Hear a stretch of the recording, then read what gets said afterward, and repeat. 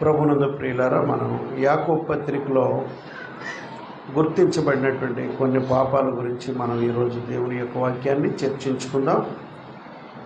ఈ యాకోబు తాను ఎదిగిన తర్వాత యెరూషలేము సంఘ కాపరయ్యాడు. అంటే యేసు ప్రభు చనిపోయిన తర్వాత ఆ యెరూషలేము సంఘానికి దైవ సేవకుడయ్యాడు. దేవుడికి స్తోత్రం. చాలా గొప్ప విషయం. ఆ క్రొత్త నిబంధన సంఘానికి దైవ సేవకుడిగా, యెరూషలేము సంఘానికి కాపరిగా అయ్యి ఆయన వాక్యం బోధించే పాస్టర్ అయ్యాడు. ఈ పత్రిక బహుశా క్రీస్తు శకం 45 నుంచి 50 సంవత్సరాల మధ్యకాలంలో ఇది రాయబడింది. ఈయన యాకోబు గారు క్రీస్తు శకం 62లో యాకోబు చనిపోవటం కూడా జరిగింది. సరే, ఈ యాకోబు పత్రికలో ఆయన తీవ్రమైనటువంటి బోధలు చేశాడు. ఆయన రాసింది 5 అధ్యాయాలే, కానీ చాలా పవర్ఫుల్ పత్రిక అంటారు దీన్ని. గజగజలాడించాడు సంఘాన్ని. కారణం ఏంటంటే యేసు ప్రభు ఎంత పవర్ఫుల్గా ఆ రోజుల్లో మాట్లాడారో, అదే గర్భంలో పండుకొని బయటకు వచ్చినటువంటి యాకోబు కూడా ఆ పరిశుద్ధాత్మ నింపుదలతో చాలా స్ట్రాంగ్గా మాట్లాడాడు. దేవుడికి స్తోత్రం. ఒకవేళ ఈ చెప్పబడినటువంటి చిన్న చిన్న పెద్ద పెద్ద పాపాలు మనలో ఒకవేళ ఉంటే మనం కూడా తొలగించేసుకుని పరిపక్వతకు ఎదుగుదాం, పరిపూర్ణులు అవుదాం. అది చూద్దాం. చూడండి, మొదట అధ్యాయం 14 వచనము, అలాగే 15 వచనం కూడా చదువు. ప్రతి వాడును తన స్వకీయమైన దురాశ చేత ఏడ్వబడి మరులు కొల్పబడిన వాడై శోధింపబడును. 15 వచనం కూడా అయిపోయిందా? దురాశ గర్భము ధరించి పాపమును కనగా ఏదో రోజున నీ పాపం పండి పరిపక్వమై మరణమును కనును. ఇదండి. అంటే దురాశను గుర్తించాడు ఆయన. ప్రజల్లో దురాశ అనేటువంటిది ఉందని గుర్తించాడు. కాబట్టి ప్రియమైన దేవుని బిడ్డలారా, ఆశ అనేటువంటిది న్యాయపరమైన ఆశలు పర్వాలా, దురాశకు మనం వెళ్ళకూడదు. చాలా జాగ్రత్తగా ఉండాలి. దేవుణ్ణి నమ్ముకున్న మనం ఈ దురాశల్లోనికి వెళ్ళకూడదు. మనకి ఎంతవరకు పరిమితమైందో దాంట్లో సాటిస్ఫై అవ్వాలి. నీకు ఇచ్చినటువంటి సొత్తులో నువ్వు సంతోషించు, నీకు ఇచ్చిన ఆస్తుల్లో నువ్వు సంతోషించు. పరాయోడిది కావాలని కోరద్దు, లేదా పరాయోడు భార్య కావాలని అనుకోవద్దు, పరాయోళ్ళు మోసం చేద్దామని అనుకోవద్దు. ఇక్కడ దురాశను పాపంగా గుర్తించాడు. ఏమంటాడమ్మ? మరలా చదవండి, పై వచ్చిన ప్రతి వాడిలో ఇది పనిచేస్తుందంట. ప్రతి వాడును తనలో పుట్టిన స్వకీయమైన దురాశ చేత లాగబడుతున్నాడు, ఏడోబడి మరులు కొల్పబడిన వాడై శోధించబడుతున్నాడు. నీలోనే పుడుతుంది దురాశ. స్వకీయమైన, అది నీలోంచే మొదలు. స్వకీయమైన దురాశ చేత ఈడ్చుకుని వెళ్ళిపోతుంది. ఏడోబడి మరులు కొల్పబడిన వాడై శోధింపబడును. కాబట్టి నీలో ఒక వేరే చోటకి ఏడవబడుతున్నావు, వేరే పాపానికి ఏడవబడుతున్నావు. అలా ఈడ్చుకెళ్ళిపోయే పాపం ఏదైనా అది దురాశగా దేవుడు చెప్తున్నాడు. ఆ ఏడవబడి ఎవరు దానికి హెల్ప్ చేసేది ఎవరంటే సైతాన్ గాడి చేస్తున్నాడు ఈ పని అంతా. నిన్ను కాని చోటికి లాక్కెళ్ళిపోతుంది. నువ్వు న్యాయానికి విరుద్ధంగా నడుస్తున్నావు, అన్యాయంగా జీవిస్తున్నావు. కాబట్టి నీవు స్వకీయమైన దురాశ చేత ఏడవబడి మరులు కొల్పబడిన వాడు, త్రిప్పివేయబడిన వాడై శోధించబడుతున్నావు. నిన్ను శోధించేవాడు, శోధనలోకి ఇచ్చేవాడు సాతాను. ఈ శోధన మనం జయించాలంటే నిత్యం ప్రార్థనా జీవితం నీకు ఉండాలంటే. ప్రతి వాడికి శోధించబడుతున్నాడు కదా, వాక్యం అదే చెబుతుంది. దీన్ని జయించడానికి ఏంటంటే మనం దేవుడితో ఎక్కువ సహవాసం చేయాలి, లోకంతో కాదు. నిరంతరం నీ ఆత్మలో దేవుడిని గురించిన జ్ఞాపకాలు, ధ్యానం, ఆయన వాక్యం ఉండాలి. ఆయన వాక్యాన్ని మనం వల్లి వేసుకోవాలి. ఏం చెప్తున్నారో దేవుని వాక్యం అనేది గుర్తుపెట్టుకోవాలి. కాబట్టి దేవుని వాక్యాన్ని గుర్తుపెట్టుకోవాలి. నీలో ప్రార్థనాత్మ కలిగి ఉండి ఈ పాపం మీద జయం కావాలి ప్రభు అని మనం ప్రార్థన చేసుకోవాలి. ఎప్పుడైతే మనం ప్రార్థన చేసుకున్నాం ఆటోమేటిక్గా మనం జయం చూస్తాం. దేవుడికి స్తోత్రం. మరులు కొల్పబడం, ఎటుబడితే అటు వెళ్ళిపోం. 7వ బడి మరులు కొల్పబడిన వాడై శోధింపబడను. దురాశ గర్భము ధరించి, దురాశ క్రమేపీ ఏం చేద్దంటే కన్సీవ్ అవుతుందట. దురాశ కూడా ప్రెగ్నెన్సీ వస్తుందట, దానికి గర్భం ధరిస్తుందట. దురాశ కూడా ఎదిగి ఎదిగి ఎదిగి గర్భం ధరించి ఏం కంటది అది బయటికి? పాపమును బయట పెడదు. మొట్టమొదటి అది నీకు పాపం అని తెలియదు. నేనేదో అందరిలాగా నలుగురిలాగానే చూశాను, నేను పెద్దగా ఏం తప్పు చేయలేదు అనుకుంటాను. నా చూపుల్లో తప్పు లేదు, నా మాటల్లో తప్పు లేదు, నా క్రియల్లో తప్పు లేదు అని అనుకుంటాం. కానీ దాని చేత ఏడవబడి ఆ పాపంలో ఎంట్రీ అయిపోయి ఏమవుతామంటే ఏమవుతామా? దురాశ కూడా గర్భము ధరించి పాపమును కనగా, పాపం అప్పుడు బయట వస్తుంది. పాపమును కనగా పాపం పరిపక్వం అవుతుంది. ఒక పండు పండినట్టుగా పండుద్ది. నువ్వు చేసే పాపాలకు వెంటనే శిక్ష రాలేదంటే నువ్వు న్యాయవంతుడు మంచోడు అని కాదు, నీ పాపం ఇంకా బాగా పండే టైము రావాలన్నమాట. అప్పుడు శిక్ష పడదు.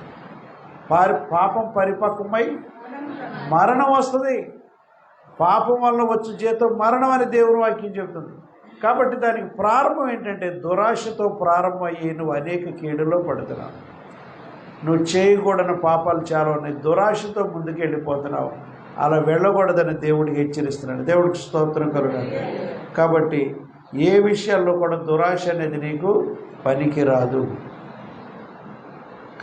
రెండవది పక్షపాతం గురించి చెప్తున్నాడు ఈయన. 2వ అధ్యాయం 9వ వచనానికి రండి.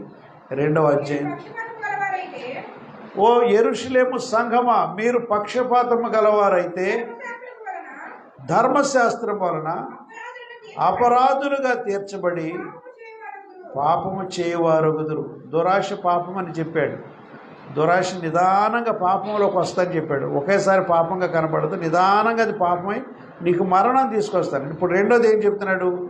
పక్షపాతము గలవారైతే ధర్మశాస్త్రం ఏం చెబుతుంది? పక్షపాతిని అపరాధివని తీరుస్తుంది, పాపివని తీర్పు తీరుస్తుంది. కాబట్టి మీరు పక్షపాతము గలవారైతే ధర్మశాస్త్రం వలన అపరాధులుగా తీర్చబడుతున్నారు, పాపము చేయువారు అవుతున్నారు. దురాశ. ఇప్పుడు రెండోది పక్షపాతము కూడా పాపం అని చెప్తున్నాడు. ఎక్కడన్నా పక్షపాతం వైఖరి మనం చేస్తున్నామా ఈ లోకంలో? ఏమండి, మనం చేసే దాంట్లో ఎక్కడ కూడా పార్షియాలిటీ, పక్షపాతంగా మనం ఏది కూడా చేయకూడదు. దేవుడికి స్తోత్రం. ఈ ఏ విషయాల్లో పక్షపాతం వహిస్తున్నావు?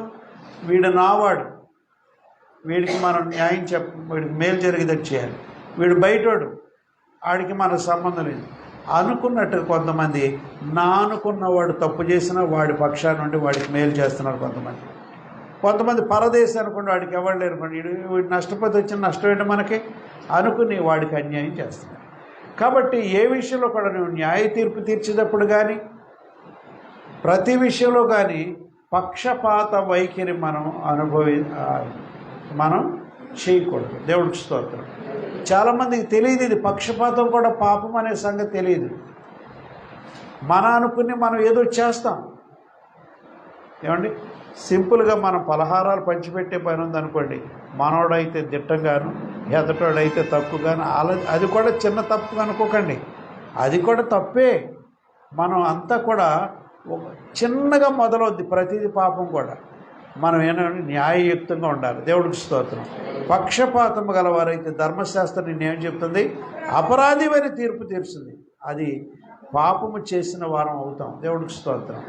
ఇది ఒకవేళ ఈ ఉదయకాలంలో నీ దగ్గర పక్షపాత వైఖరి ఏమన్నా ఉంటే సరి చేసుకో. దేవుడికి స్తోత్రం. ఏమండి, దురాశ అయిపోయింది, అలాగే పక్షపాతం కూడా అయిపోయింది. మూడోది 2వ అధ్యాయం 10వ వచనం రండి.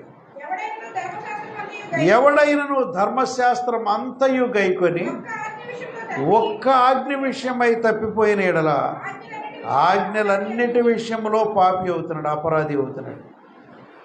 ఏమండి, పూర్వకాలం దేవుడు సీనాయి కొండ మీద ధర్మశాస్త్రం ఇచ్చాడు, ఇశ్రాయేలుకి ఇచ్చాడు. ఆ ధర్మం, లా, చట్టం ఇచ్చాడు దేవుడు. ఇలా చేయండి, ఇలా ఈ ఆజ్ఞ గనక మీరితే నువ్వు పాపి అవుతావు అని మాత్రం ధర్మశాస్త్రం చెప్పింది. ఇక్కడ ఏం చెప్పాడంటే ధర్మశాస్త్రం అంతా బాగానే 9 ఆజ్ఞలు గైకొన్నావు, ఒక ఆజ్ఞ విషయం ఎక్కడో తప్పిపోయావు, దాని విషయంలో ఏమవుతున్నావు? రాత్రి ఎవరైతే వచ్చారో చాలా మంచి వాక్యం చెప్పాడు పాల్ గుప్తా, దేవుడికి స్తోత్రం. నిర్దోషిగా తీర్చబడటం ఎలాగనే దాని విషయంలో చాలా మంచి వాక్యం చెప్పాడు. కాబట్టి ప్రియమైన దేవుని బిడ్డలారా, మనం ఒక ఆజ్ఞ కూడా తప్పిపోతే ఏమవుతున్నాం? ఇక్కడ ధర్మశాస్త్ర ప్రకారం పాపి అవుతున్నాం అని చెప్తున్నాడు, దేవుడికి స్తోత్రం. అయితే ఈ క్రొత్త నిబంధనలో మనకు ఒక వెసులుబాటు ఇచ్చాడు ఈ ఆజ్ఞకి దేవుడు. నీ నీతి క్రియలను బట్టి కాదు, దేవుడి కృపను బట్టివే నువ్వు నీతిమంతుడు అవుతావని, దేవుడికి స్తోత్రం. ఎలా? మన నీతిని బట్టి అయితే కాదు, మనం పాపులమే. స్వయంగా యేసు మన కొరకు పరలోకాన్ని నుండి భూలోకానికి నరుడుగా కన్యమరీ గర్భం పుట్టాడు. అదే క్రిస్మస్ ఆచరిస్తున్నాం మనం. ఆయన దిగి వచ్చాడు. మానవులందరూ, ప్రపంచ మానవులు, గతించిపోయిన వారి అప్పుడున్నవాడి తర్వాత తరాల్లో పుట్టిన వారందరి పాపాలు ఏం చేశాడు? ఆయన తన మీద వేసుకుని మనందరి కొరకు శిక్ష, తాను అవమానాన్ని, శిలువ మరణాన్ని మన కొరకు భరించాడు, దేవుడికి స్తోత్రం. భరించిన ద్వారా మన పాపానికి వెల చెల్లించేశాడు. పాపం అనే దాని నుండి మనకు విడుదలిచ్చి మనల్ని నీతిమంతుడని, పరిశుద్ధుడని ప్రకటించాడు. దేవుని యందు విశ్వాసం ఉంచి, ఆయనను దేవుడిగా గుర్తించి, ఆయన పట్ల విశ్వాసం ప్రకటించి, ఆయనే దేవుడని ఒప్పుకునే నోరు మనకు కలిగి ఉంటే, ఆయన ఒప్పుకోవాలి మనం ఆయన దేవుడని. ఈ ప్రక్రియ కనుక జరిగినట్లయితే నీవు పాపివి కాదు, రక్షించబడతావు. ఎందుకనంటే మనం స్వంతంగా నీతి కార్యాలు చేసి పరలోకానికి వెళ్ళలేము. అప్పుడు వెళ్ళలేదు, ఇప్పుడు వెళ్ళలేదు. స్వనీతితో ఎవడు పరలోకానికి వెళితే నువ్వు సొంతంగా సంపాదించుకున్నట్టు అవుతుంది. సొంతంగా ఎవడికి పరలోకం మనం సంపాదించలేదు. దేవుడు అనుగ్రహం ద్వారా పరలోకం ఇస్తున్నాడు, దేవుడికి స్తోత్రం. ఎలా ఇస్తున్నాడు? తాను ఈ లోకాన్ని పంపిన తన దైవ కుమారుడైన యేసుక్రీస్తును దేవుడు ఒప్పుకొనడం ద్వారా, ఆయన నీ కొరకు మృతి నొంది మరణం నుంచి తిరిగి లేచాడని నువ్వు ఒప్పుకోవడం ద్వారా, ఆయనను అంగీకరించడం ద్వారా నిన్ను ఉచితంగా నీతిమంతుడిగా చేస్తున్నాడు. విశ్వాసం ద్వారా నీతిమంతుడిగా చేస్తున్నాడు, కానీ నీ క్రియల ద్వారా ఎప్పటికీ నీతిమంతుడిగా. దాన ధర్మాలు, పుణ్యకార్యాలు చేయాల్సినవి. ఈ లోకం అందరూ అయ్యే చేస్తారు. దాన ధర్మాలు చేస్తారు, పుణ్యకార్యాలు కూడా. లేనులకు భోజనాలు పెడతారు, వస్త్రదానం చేస్తారు, అన్ని దానాలు చేస్తారు. అందువల్ల పరలోకం వస్తాని కాదు, దేవుడు చెప్తున్నాడు. అలా వచ్చేద్దని భావిస్తున్నారు చాలామంది, కానీ అలా కాదు.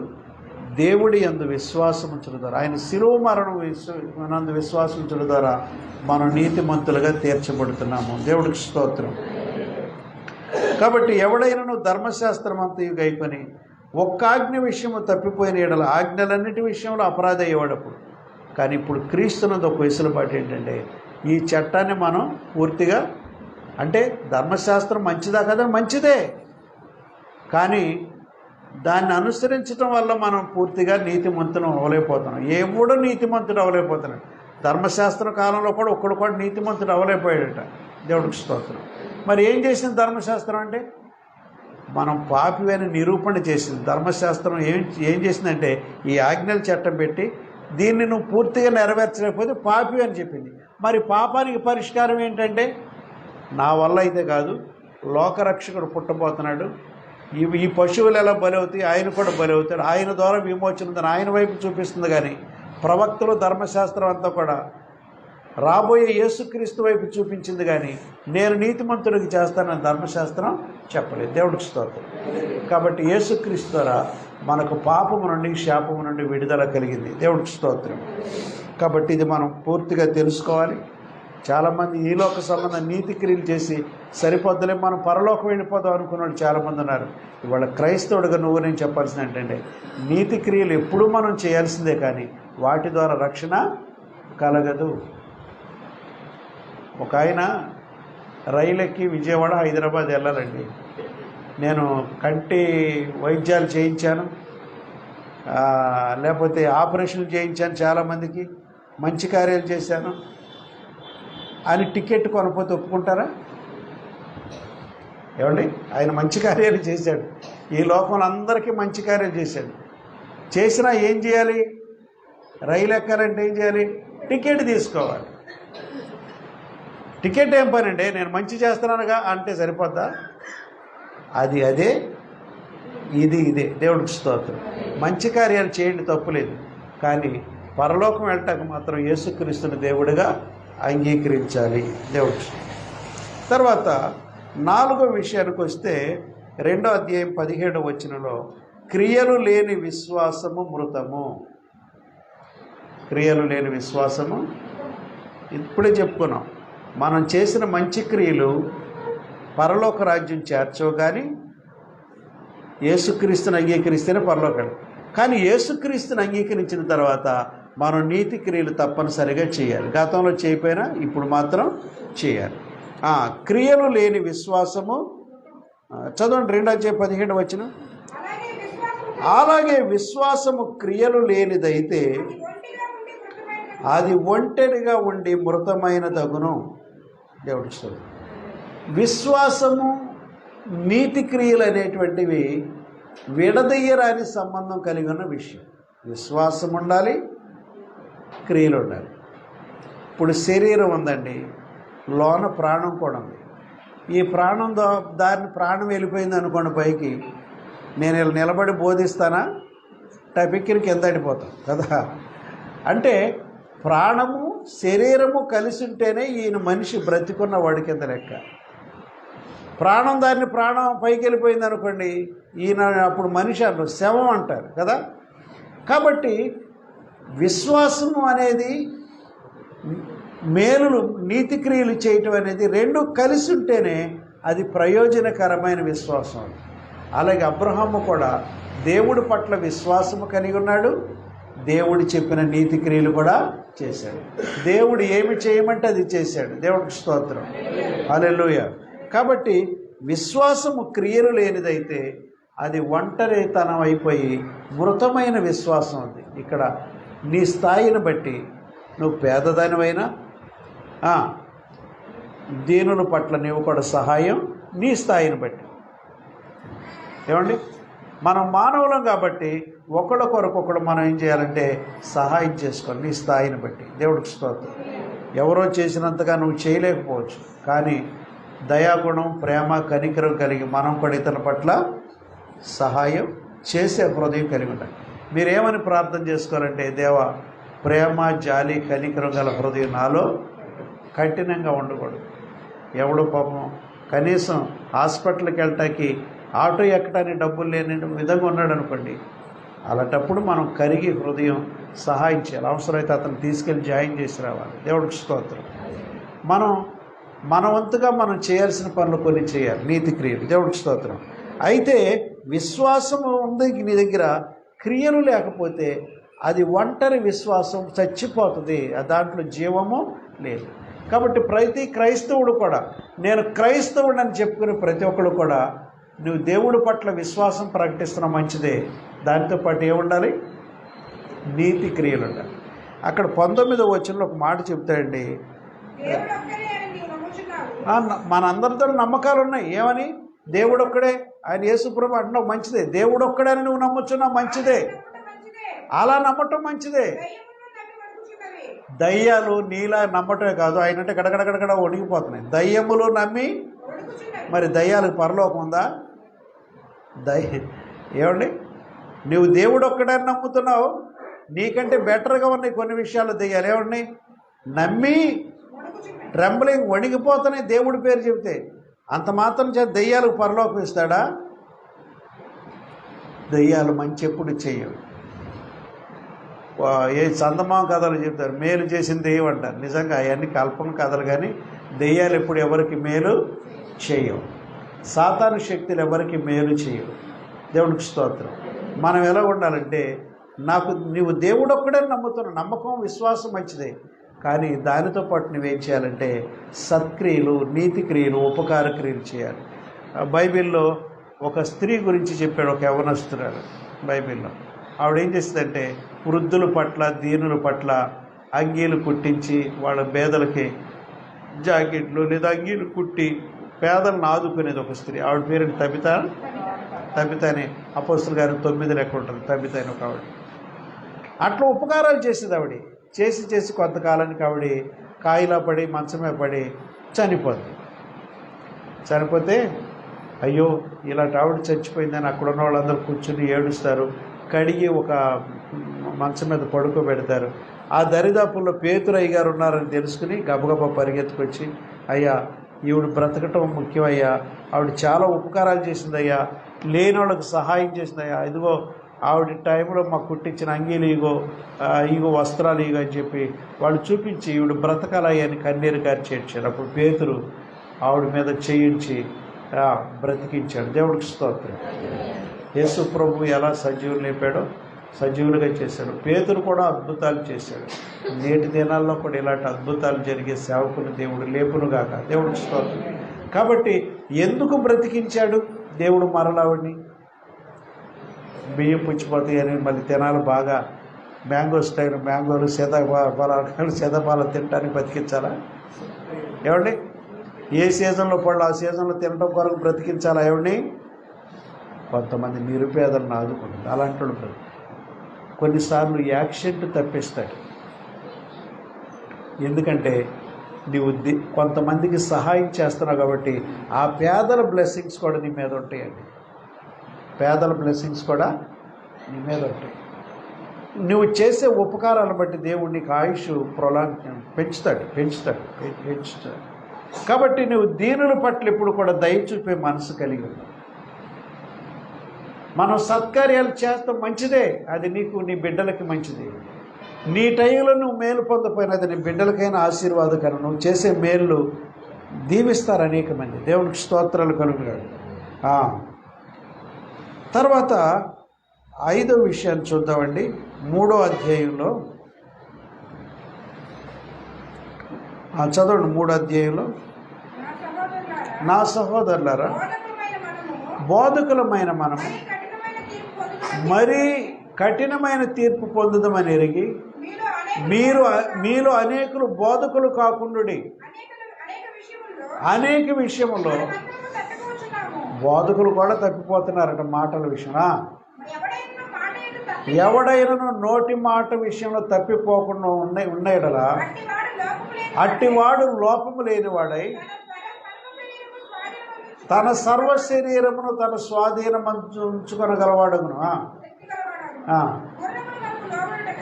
గుర్రములు మనకు లోబట్టకై నోటికి కళ్ళెము పెట్టి వాటి శరీరం అంతా త్రిప్పుదము కదా. ఓడలను కూడా చూడుడి, అవి ఎంతో గొప్పవై సుడిగాలికి పెనుగాలికి కొట్టుకుపోబడినను ఓడ నడుపు అని ఉద్దేశము చొప్పున మిక్కిలి చిన్నదగు చుక్కాని చేత. ఏంటంటే కీలకమైంది, మనిషిలో కీలకమైంది నోట్లోన నాలుక. ఒక ఆయన అంటాడు, ఎప్పుడు ఓటలోనే పెడతాడు దేవుడు దాన్ని, నోటులో లాలాజాలంలో పెడతాడు. అది పెద్ద అగ్నిగుండం లాంటిది అంటాడు. దేవుడికి స్తోత్రం. దాన్ని చల్లార్చడానికి నీళ్లున్న ఓటలాగా పెడతాడు. ఎప్పుడు ఊరి నోటిలో లాలాజలం అనిపిస్తాడు. అది చాలా భయంకరమైంది అంటాడు. 6వ వచనం చదవండమ్మా. నాలుగు కూడా చిన్న అవయవమైనను బహుగా అదిరిపడును. ఎంత కొంచెము నిప్పు, ఎంత విస్తారమైన అడవిని తగిలి ఒక అగ్గిపొల గీసి అక్కడైతే అడవంతా తగిలడిపోతుంది, కార్చిచ్చు. ఇక్కడ చెప్తున్నాడు 6వ వచనం. నాలుక ఏంటో చెప్పండమ్మా. మీరందరూ నాలుక అగ్నియే చెప్పాడు యాకోబు. దేవుని వాక్యం ఇది. నాలుక అగ్ని అంటున్నాడు దేవుడు యాకోబు ద్వారా.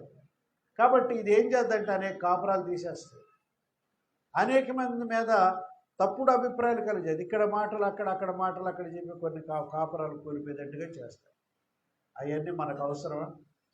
నీ వల్ల మేలేదనుండి చేయగానే ఎవరికి కీడు, నీ నాలుగు ద్వారా ఎవరికి కీడు చేయదు. దేవుడికి స్తోత్రం.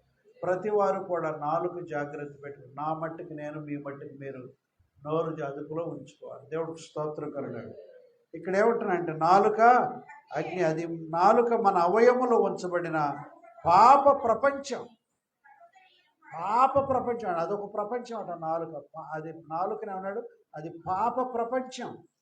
అయి సర్వ శరీరమునకు మాలిన్యము కలుగు చేస్తాడు. సర్వ శరీరంలోకి ఏం కలుగు చేస్తున్నామా? మాలిన్యం అంటే పాపం కలుగు చేస్తుంది. సర్వ శరీరం దెబ్బతింటానికి నీ నాలుగు కారణం. నీ ఆరోగ్యం పోవటానికి నీ నాలుగే కారణం, నీ నోటి మాటే కారణం. సర్వ శరీరం దెబ్బతింటుంది, నీ సర్వ శరీరం డ్యామేజ్ అవుతుంది. దేని ద్వారా అంటే నీ నోటి మాటలే నీకు కీడు చేస్తాయి. కాబట్టి మనం ఎవరిని అనకూడదు. నోటి మాటలు మనం ఎవరినైనా శపిస్తే ఆ మాటలు అలాగే వెళ్ళి తిరిగి వచ్చి మళ్ళీ నీ మీదే వాడుతాడు, ఎప్పుడు పోవట్లేదు. కాబట్టి మనం ఎవరిని దూషించొద్దు, ఎవరిని శపించొద్దు.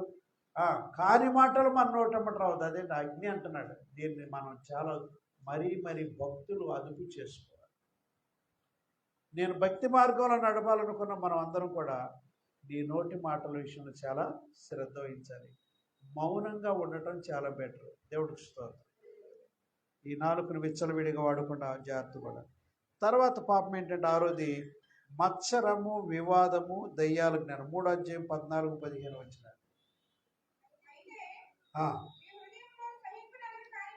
అయితే మీ హృదయములో సహింపురా అలవి కానీ మత్సరం అంటే ఏంటి తెలుసండి? ఇతరులను చూసి ఆడవటం, బాగుపడేవాళ్ళని చూసి వీళ్ళు పళ్ళు నూరుకుంటారు ఇంట్లో కూర్చొని 12 గంట దాకా. బాగుపడిన వాళ్ళు ఉంటే మంచిదే కదా.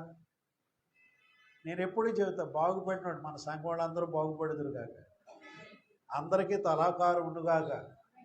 దేవుడికి స్తోత్రం. ఎప్పుడైనా అవసరం అయితే మనలాంటి వాళ్ళకి సహాయం చేస్తారండు.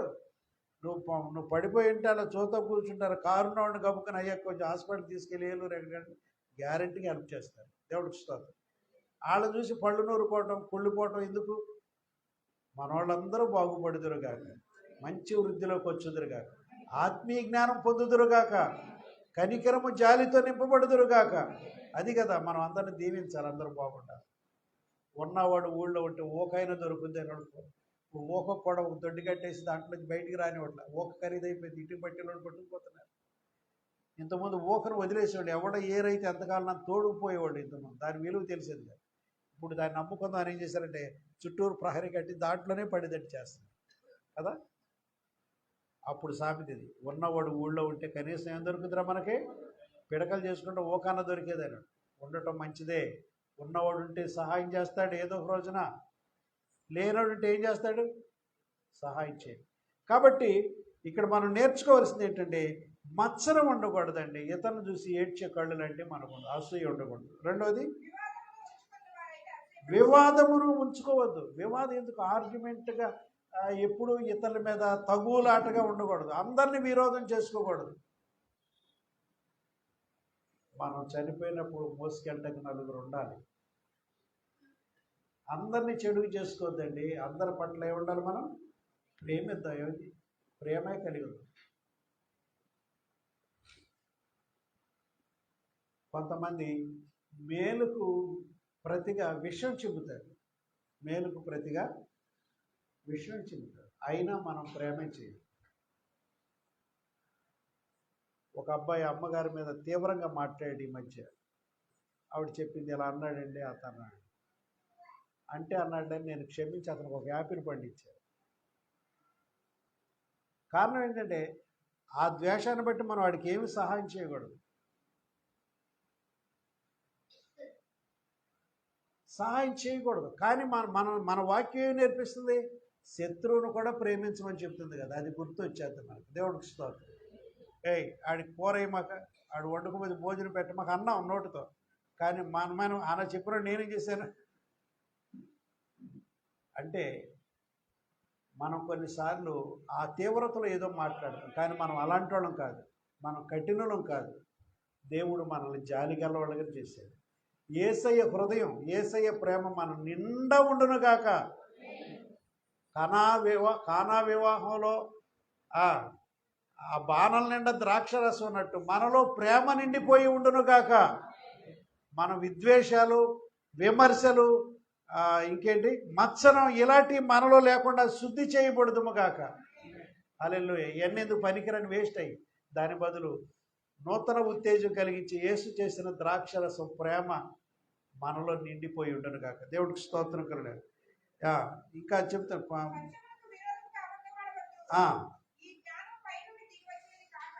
ఏ జ్ఞానం? మత్సరం అనేది కూడా జ్ఞానం అనుకుంటున్నారు, వివాదాలు ఆడేది కూడా జ్ఞానం అనుకుంటున్నారు. కానీ అది జ్ఞానం కాదు, దెయ్యాల జ్ఞానం అది.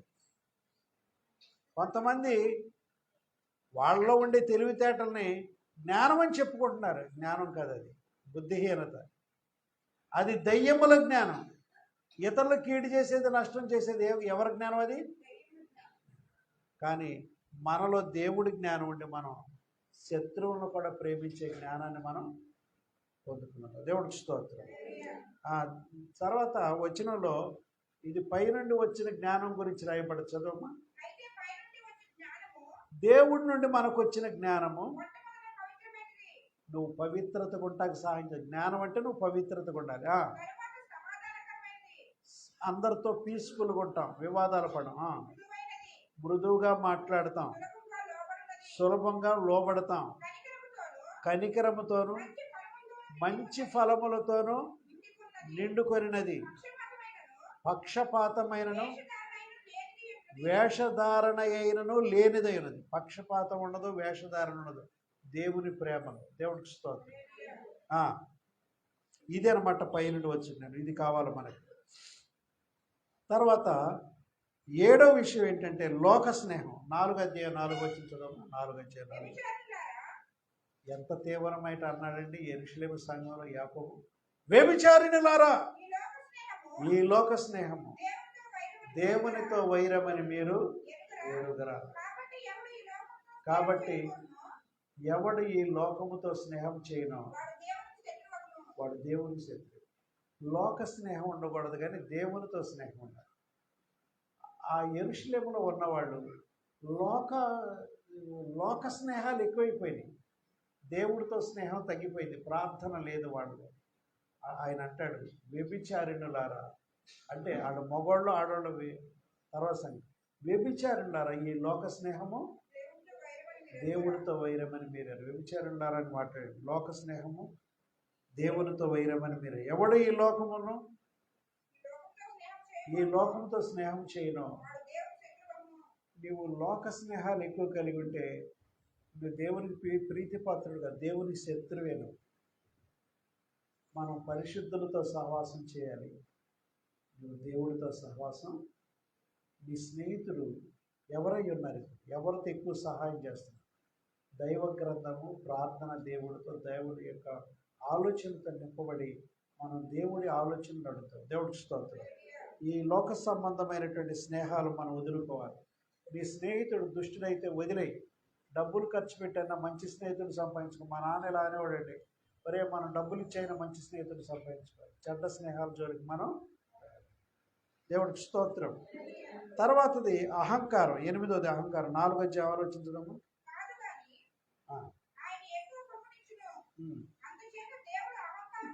దేవుడు అహంకారులను ఎదిరించి దీనులకు కృపను. అహంకారం ఉందా? దేని చూసుకుని నీకు అహంకారం? దేవుడు అహంకారులకు శత్రువు అవుతాడు. అహంకారాన్ని ఎదిరించి దీనులకు. అహంకారం ఉంటే దేవుడిని సంతోషపెట్టలేవు, శత్రువు అయిపోతావు దేవుడికి. కాబట్టి అహంకారం మనలో ఏ కోసం ఉండకూడదు. నీ జ్ఞానము, తెలివితేటలు, ఉద్యోగము, వ్యాపారము, దేన్ని బట్టి కూడా, నీ అందాన్ని బట్టి కానీ గర్వం, నీలో అహంకారం ఉండకూడదు. ఒక అహంకారి అయిన స్త్రీ ఉంది బైబిల్లో, వష్టి అని. ఆయన అన్నాడు, ఒరే మా రాణి గారిని తయారై సభలోకి రమ్మన్నా అన్నాడు. నేను రాను, పొమ్మని చెప్పాను అంది. ఆ మాట చెప్పారు సభ, నిండు సభ. నేను ఏంట్రా వచ్చేసారు ఆవిడ తీసుకురామని. నేను రాను, పో అందండి అన్న. ఇలాగే చెప్పమన్నాను. అదేమైంది? అహంకారం కదండి. భర్తే రమ్మన్నది. నిండు సభలో ఒకరు నేను పరిచయం చేస్తాను, వీళ్ళందరికీ తెలియదు కదా. అహంకారం అంటే మనం చాలా పోగొట్టుకుంటాం. నీ స్నేహితులు పోగొట్టుకుంటావు, నీ బంధుత్వాలు పోగొట్టుకుంటావు, సంఘం వలన మంచివాళ్ళని పోగొట్టుకుంటావు. అహంకారం మనకు ఉండకూడదు. అహంకారం బదులు ఏముండాలి? దాసుని హృదయం, దీన మనసు, తగ్గింపు. ఏమండి, మీరు దీని కొరకు కూడా ప్రార్థన చేయాలి. నాకు దాసుని హృదయం దయచేసి, దాసురాల్లాగా ఉండాలి. దీన మనసు కావాలి, తగ్గింపు జీవితం నాకు కావాలి ప్రభు. ఇమ్మని రోజు నేను దీని గురించి అడుగుతాను, వీటి గురించి మీరు కూడా అడగండి. మనలో అహంకారం ఉంటే ఫలితం లేదు. తగ్గించుకుందాం. తగ్గింపే గొప్పది. తను తగ్గించుకున్నవాడు హెచ్చించుకున్నవాడు తగ్గించుకోడు. కాబట్టి మనం అహంకారం అనేటువంటి దాన్ని జయించాలి. తర్వాత 4:11 వచ్చి చదవండి. సహోదరులారా, ఒకనికి విరోధముగా ఒకడు మాటలాడకుడి. తన సహోదరునికి విరోధముగా మాట్లాడి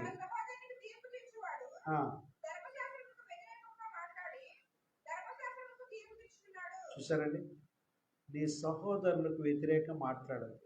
ఒకవేళ వాడు ఒక పాస్టరో లేకపోతే ఇంకొక వ్యక్తి చెడోడైన వాడి గురించి మనం పట్టించుకోడు. దేవుడు పట్టించుకుంటాడు. అతను మంచి చెడ్డల గురించి మనం ఎందుకు ఏం చేయాలి? చెడ్డ ప్రచారం చేయకూడదు. ఎవడుకుంటే లోపాలు వాళ్ళకుంటాయి. దేవుడు నీ వ్యక్తిగత ప్రార్థనలో అతను బాగుపడాలని ప్రార్థన చేయాలి. కానీ ప్రతి వాడిని విమర్శించుకుంటూ కూర్చుంటే ప్రతి వాడిని శత్రువే చేసుకుంటా.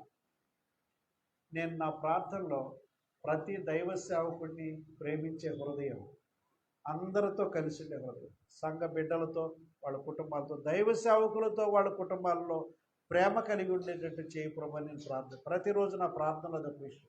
అందరి కొరకు ఈ చుట్టుప్రక్కల ఉన్న దైవ సేవకులందరూ పేరును ప్రార్థన చేస్తాను నేను. ఎందుకంటే అది నాకు దేవుడు పెట్టిన భారం. దేవుడికి స్తోత్రం. వాళ్ళని నేను శత్రువులుగా ఈయన పనికిరాడు సేవకారణ, వాళ్ళందరూ ఎంతో అంతో సేవ చేస్తున్నారు, వాళ్ళు బాగా సేవ చేయాలని వాళ్ళ కొరకు ప్రార్థన చేస్తారు. మనం కూడా మనం విమర్శిస్తే ధర్మశాస్త్రాన్ని విమర్శించినట్ట. దేవుని వాక్యాన్ని మనం ధర్మశాస్త్రాన్ని వ్యతిరేకంగా తీర్పు తీర్చాం. మనం ఇతరులకు తీర్పు తీర్చొద్దు. ఆ తీర్పు తీర్చే పని ఆయన చూసుకుంటాడు. మనం ప్రేమించే పని చూద్దాం. దేవుడికి స్తోత్రం. తర్వాత విషయం ఏంటంటే 4:17 కాబట్టి మేలైనది చేయనెరిగి అలాగూ చేయని వానికి పాపము కలుగును. పాపం ఎలా కలుగుద్దో దీంట్లో కొన్ని పాపాలను బాగా గుర్తించండి. మనం తప్పు చేయలేదు అనుకుంటాం, కానీ ఏంటంటే మేలైనది చేయాలని తెలిసి కూడా ఆ మేలు చేయకుండా వెనక్కి నీ ముడుచుకుంటే నువ్వు పాపం చేసినట్టే. మేలైనది చేయనెరిగి అలాగూ చేయని వానికి పాపము కలుగును. మేలైన విషయాల్లో మనం అందరం కలిసిపోదాం, జతవుదాం, సహాయం చేద్దాం. కొన్ని ఎవరైనా బాగోలేదు వాళ్ళకి సహాయం చేద్దాం అనుకోండి, అందరూ మీ హస్తాలు విప్పండి, ఎదటి వాళ్ళకి మనం సహాయం చేద్దాం. దేవుడికి స్తోత్రం. మేలైంది అనుకున్నప్పుడు మనందరం ఒకసారి నువ్వే బాపదలో పడతావు, ఎవడు తెలుసు. హల్లెలూయా. మేలైనది మనం చేద్దామండి. ఏం చేద్దాం? మేలైనది చేయనెరిగి కూడా అలా చేయకపోతే నీకేమొస్తట? పాపం తగులుకుంటుంది. కాబట్టి మేలైనది మనం అందరూ కూడా చేసే విధంగా ఉందాం. ఈ విషయంలో మనం మేలైనది చేయనెరిగి అలాగూ చేయని వానికి పాపం కలదు. ఈ విషయంలో మనం మేలే చేద్దాం. 5:12 ఒట్టు పెట్టుకొనుట పాపం అన్నాడు. సాధారణంగా మాటను నమ్మని వాళ్ళకి నమ్మించడానికి మనం చేద్దామంటే గాడ్ ప్రామిస్ అక్కడ దాకా వస్తే కానీ కొంతమంది నమ్మిసావు. ఎందుకు ఇవన్నీ గొడవ? నువ్వు అవునంటే అవును, కాదంటే కాదు అనే నువ్వు ఎప్పుడైనా అబద్ధం ఆడుతున్నావు అంటేనే ఎదటోళ్ళు మనం నమ్మరు కదా.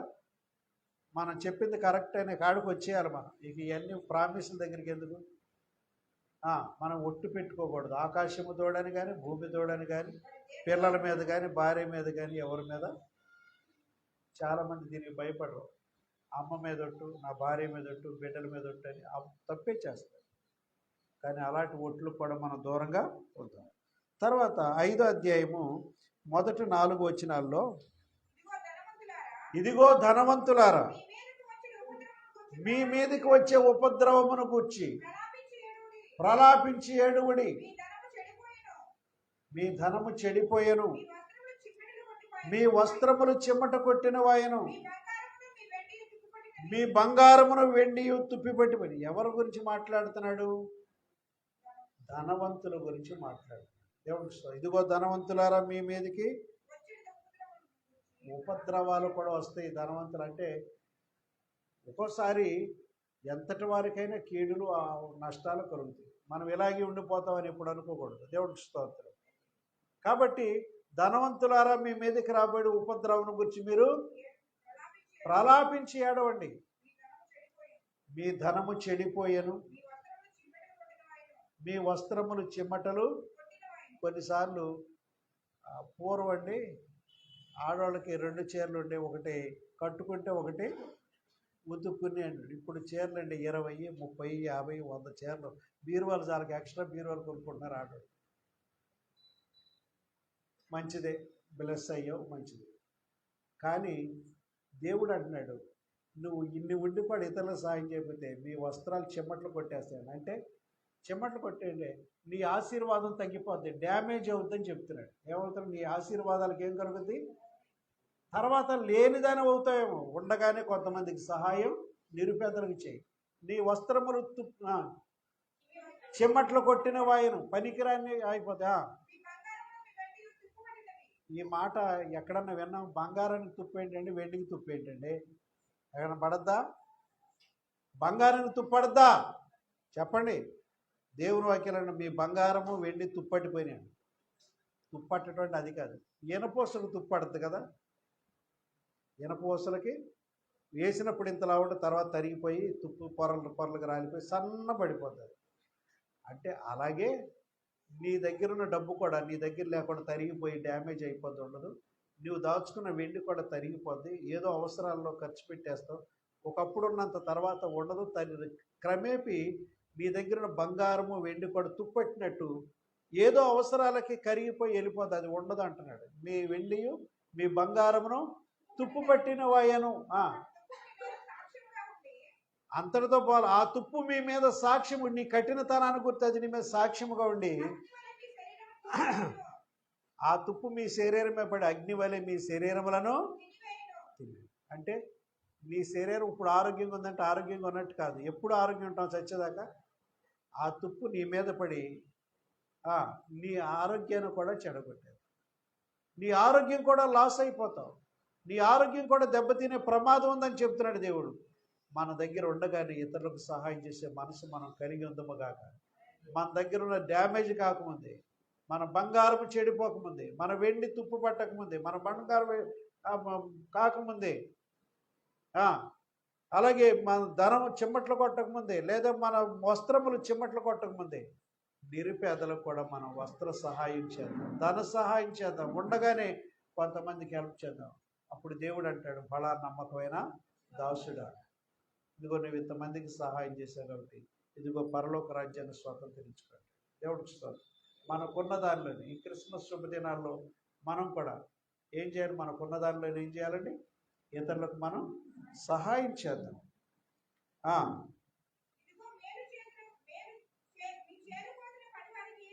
ఇదిగో మీ చేలు కోసిన పని వారికి ఇవ్వక మోసముగా బిగబట్టిన కూలి మీ చేలు కోస్తున్నాడు. చూడండి, కూలివాడుగా పనిచేస్తున్నాడు. మీ చేలు కోసినటువంటి వాళ్ళకి, కూలివాడికి పని అయిపోయినట్టునే డబ్బులు ఇవ్వమని దేవుని ధర్మశాస్త్రం దాని మీద ఆశ పెట్టుకుని ఉంటాడు. కాబట్టి కొంతమంది మంగళవారం, శుక్రవారం డబ్బులు బయటికి తీరు. ఈ ఆచారాల్లో కొంతమంది క్రైస్తవులు కూడా ఏడిచేస్తారు. అలా ఉండకూడదు. మనం మంగళవారం, శనివారం, శుక్రవారం అని డబ్బులు ఇవ్వటం ఆపు చేయకూడదు. ఆ అన్యాచారాలు వాటిని మనం పాటించకూడదు. నువ్వు ఏ వారం అయినా సరే కష్టపడి ఉంటే వాడికి డబ్బులు ఇవ్వాలి. మీ దగ్గర పనిచేసిన వాళ్ళకి వాయిదేయకూడదు. రేపు ఇస్తానరా, 10 రోజులు ఇస్తానరా, నెలాఖరికి ఈ నెలలో ఇది వచ్చాను, ఇలా మనం జరపకూడదు. మనం ఎప్పుడు కూడా కూలిచ్చే విషయంలో ఈరోజు పనిచేస్తే ఈరోజే ఇచ్చేసే మనసు మనం కలిగి ఉండాలి. దేవుడికి స్తోత్రం. మీ చేను కోసిన పని వారికి ఇవ్వక మీరు మోసముగా బిగబట్టిన కూలి. తామరకొల్లో పని చేయించుకుని ఈ సంవత్సరం కోసిన కూలి వచ్చే సంవత్సరం కూడా ఇచ్చేవాడు కదా. కొన్నాళ్ళు పేదలంటే పేదలు కాదు, ఇప్పుడు ఇవ్వకపోతే నష్టమేంటని సంవత్సరాల తరబడి 3-5 సంవత్సరాలు కూడా అయిపోయాడు కూలి. వాళ్ళు కూడా పనిచేసేవాడు ఏంటంటే వాళ్ళు కష్టపడి ఎప్పుడో ఒకప్పుడు వస్తాయి డబ్బులని, పాపం ఇంటికాడ కూర్చుంటే డబ్బులు రావని కష్టపడేవాడు. దేవుడు ఇప్పుడైతే అలా కాదులేండి. ఇప్పుడు కొంచెం పరిస్థితులు మారి. దేవుడికి స్తోత్రం. కాబట్టి దేవుడు ధనవంతులకు కూడా యాకోబు ద్వారా ఒక హెచ్చరిక చేశాడు. కాబట్టి కష్టపడినటువంటి వాళ్ళకి దానికి ఏం చేయాలి? కూలి ఎప్పటికప్పుడు ఇచ్చేయాలి. దైవ సేవలో కష్టపడిన వాళ్ళకు కూడా చేయాలి. కోత కోసిన పని వారికి కూడా చేయాలి. ఏ పని చేసినా దేనికి తగిన దానికి మనం చేయాల్సిందే. దేవుడికి స్తోత్రం.